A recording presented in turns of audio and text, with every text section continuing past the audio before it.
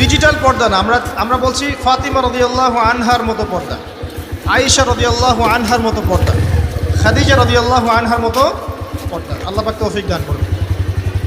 সহজ চারটা কথা আপনাদেরকে বলে দেই, মা বোনদেরকে বলছি। পোশাকটা এমন হবে না, আপনার পোশাকটা এমন হবে না যে পোশাকটা পরেও গায়ের কাঠামো বোঝা যায়। এক নম্বর কথা, ফুল স্টপ।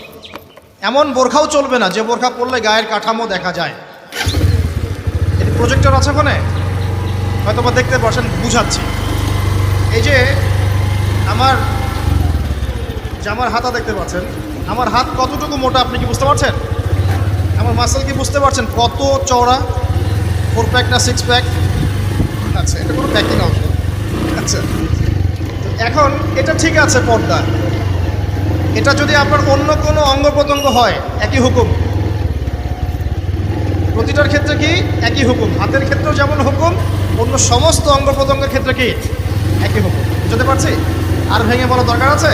আচ্ছা, এখন যদি এই কাপড়টা এমন হয় যে কাপড় পরেও আমার হাতের কাঠামোটা এভাবে বোঝা যাচ্ছে, দেখেন এখন বোঝা যাচ্ছে যে আমার হাত কতটুকু মোটা, কতটুকু পাতলা, এই পর্দা চলবে না, এই বোরখা চলবে না। এটা এক নাম্বার। 2 নাম্বার কি?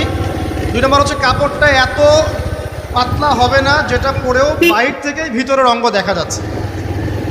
ঠিক আছে? একটু দেখেন, আমার এই জামা দিয়ে কি ভিতর থেকে বাইরে থেকে দেখা যাচ্ছে যে আমার হাতের রং কেমন? এটা ঠিক আছে। যদি কাপড়টা এমন হতো যে বাহির থেকেই ভিতরের অঙ্গ দেখা যাচ্ছে, তাহলে এটা পর্দা হতো। 2 নম্বর পয়েন্ট কি তাহলে? কাপড়টা এমন হবে না যে কাপড় পরেও বাহির থেকে ভিতরের অঙ্গ দেখা যায়। 2। আমি চেষ্টা করছি সহজ করে বলার জন্য। 3 নাম্বার হচ্ছে কাপড় এমন হবে না যে কাপড়টা পুরুষদের কাপড়ের সাথে সাদৃশ্য আছে। আপনি টি শার্ট, গেঞ্জি, স্কিন প্যান্ট বা পুরুষরা যে পোশাকগুলো পরে এগুলো পরতে পারবেন না। কথা কি বুঝতে পারছেন? 3 নাম্বার। আর 4 নাম্বার হচ্ছে অমুসলিমদের সংস্কৃতির সাথে, তাদের ধর্মীয় কালচারের সাথে সাদৃশ্য আছে এমন কোনো পোশাক আপনার পরা যাবে না। এটা ছেলে মেয়ে উভয়ের জন্যই বলছি। কয়টা বললাম মূলনীতি ভাই? 4টা। মা বোনকে শেখাতে পারবেন তো ইনশাল্লাহ? কাপড় এমন হবে না যে কাপড় এত টাইট যেটা পরলে শরীরের কাঠামো বোঝা যায়, পর্দা হয় না, চলবে না। যদি বোরখাও হয় তবুও চলবে না।